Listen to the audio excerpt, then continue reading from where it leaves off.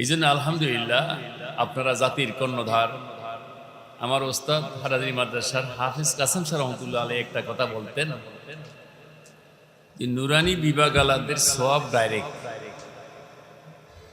কিতাব বিভাগ আলাগো সওয়াব ইনডাইরেক্ট। নুরানি আলাদের সওয়াবের ভিতরে মাঝে দিয়া কোনো ওয়াসিতা নেই, কিতাবখানা লাগো সওয়াবের ভিতরে মাঝে দিয়া ওয়াসিতা আছে। কি ওয়াসিতা?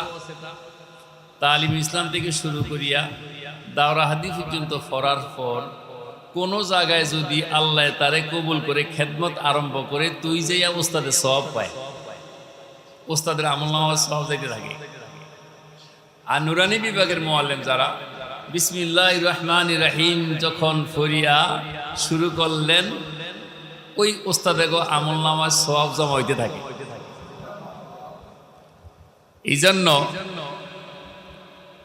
এত অল্প মেহনতি এত তাড়াতাড়ি ফসল আর নতিজা মোরাত্তাব হয় নুরানি বিভাগে। কিতাব বিভাগে 4 জামাত পড়লো মাহরুম হইল, 6 জামাত পড়লো পড়া বন্ধ হয়ে গেল, 8 জামাত পড়লো বাপ মরিয়ে গেল। বিভিন্ন আওয়ারেজের কারণে 110 জন ছাত্র গন্তব্যস্থানে পৌঁছতে পারেন। এটা প্রত্যেকে খেয়াল করলেই হবে। আমরা যখন মক্তবে পড়েছি তখন আমার সাথে কারা ছিল? আমরা যখন দোয়াজদম বা উর্দুখানায় ভর্তি হয়েছি আমাদের সাথে কারা ছিল? হইতে হইতে হইতে হইতে দাওরা হাদিস পর্যন্ত আমার সাথে যারা ছিল তাদের অনেক অনেক ফতে ফতে কি হয়ে গেছে, ঝরিয়ে গেছে। আল্লাহ আমাকে গন্তব্যস্থানে আনছে। এই জন্য ভাই আলহামদুলিল্লাহ আসলাম, দেখলাম, আমরাও দোয়া করব, আমাদের জন্য দোয়া করবেন।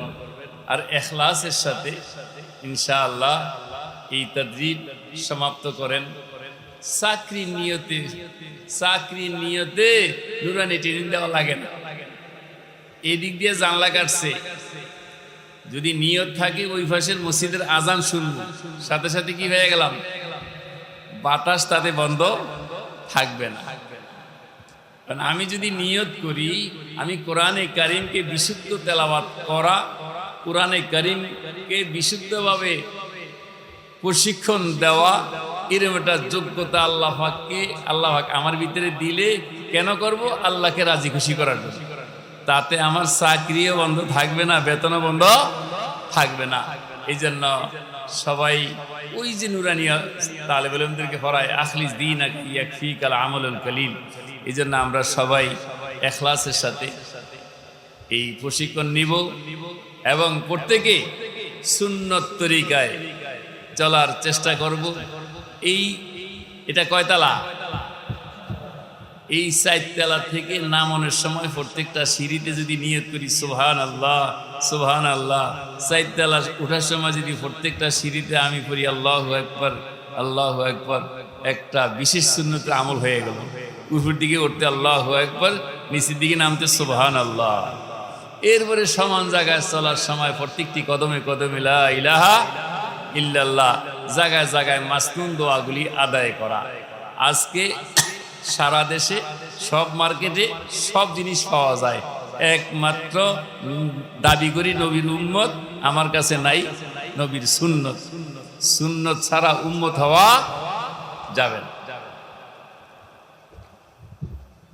আল্লাহ পাক আমাদের কি কথাগুলি বুঝার আমল করার তৌফিক দান করেন।